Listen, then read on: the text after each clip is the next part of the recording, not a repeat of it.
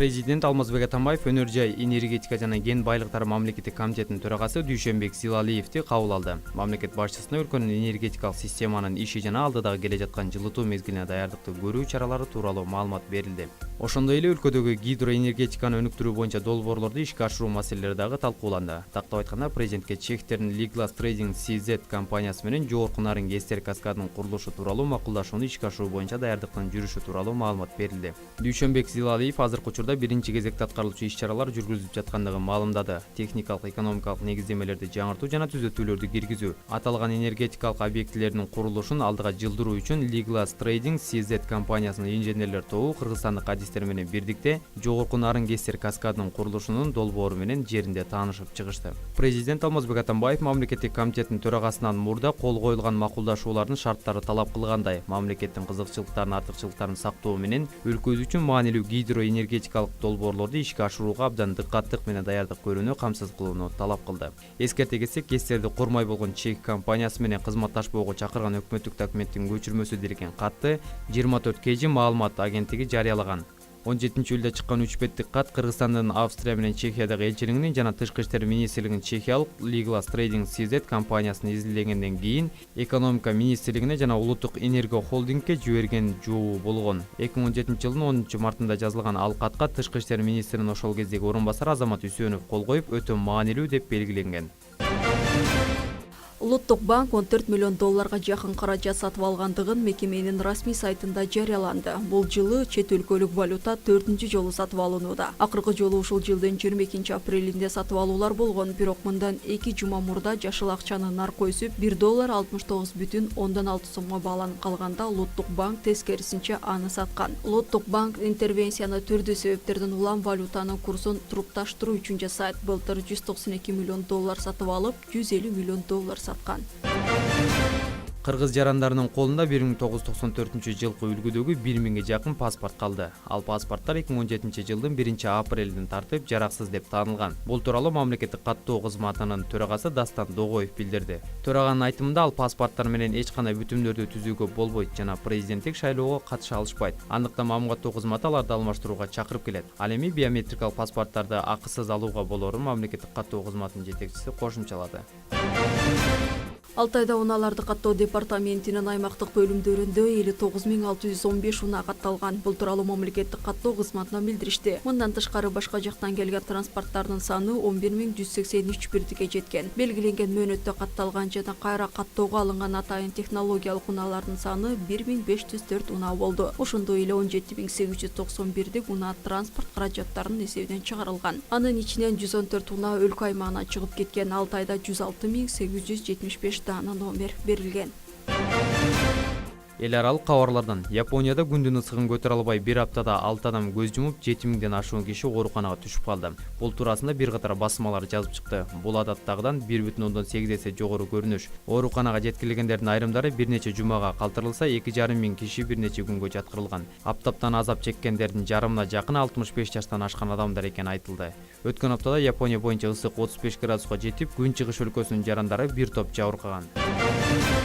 Ал эми Түркиянын Стамбул шаарын суу каптап, жол кыймылын жана метронун ишин токтотту. Маалыматка ылайык катуу жаандын суусу бир нече саатка жетпей, кээ бир метро станцияларды, көчөлөрдү, жер алдындагы унаа токтотуучу жайларды, тоннелдерди, имараттардын биринчи кабатын каптап кеткен. Андыктан поезддерди, унааларды, коомдук транспорттарды токтотууга аргасыз болушкан. Синоптиктер жакынкы убакта жаан-чачын көп болоорун билдиришсе, куткаруучулар жер көчүү коркунучу бар экенин маалымдашкан.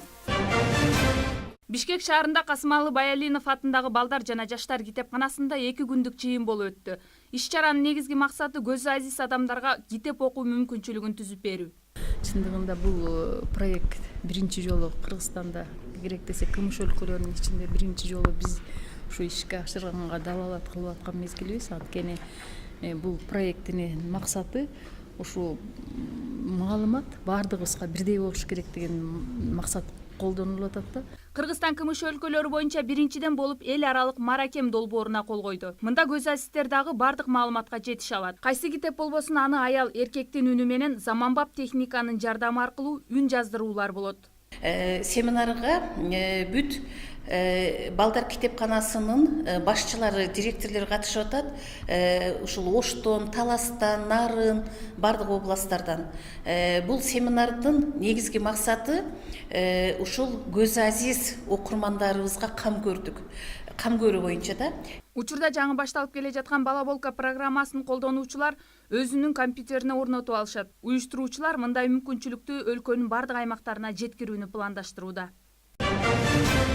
Кыргызстанда студенттерди бюджеттик орундарга кабыл ала турган 26 жогорку окуу жайы бар.